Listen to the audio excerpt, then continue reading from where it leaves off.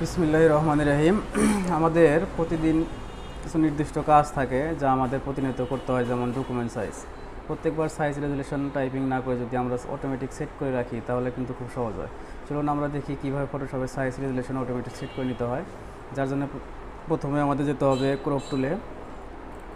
Crop টুলে যাওয়ার পরে এখানে আমরা সাইজটা নিয়ে নিব। সাইজ যেমন আমরা যদি এখানে নেই 3.389 ইঞ্চি, আর এইখানে যদি নেই 3.69 ইঞ্চি, রেজুলেশন যদি আমরা দিই 300, দেন আমাদের যেতে হবে এখানে যাওয়ার পরে আমাদের যে এখানে প্লাস আইকন আছে, প্লাস আইকনে যদি ক্লিক করে এখানে আমরা একটা নাম দিয়ে দিতে পারি, যেমন নিউ ক্রপ সাইজ। দেন যদি আমরা ওকে করি, সাইজটা কিন্তু যে অটোমেটিক হয়ে গেছে।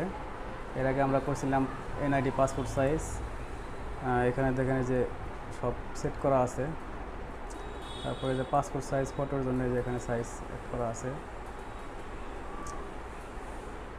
ধন্যবাদ সবাইকে ভিডিওটি দেখার জন্য।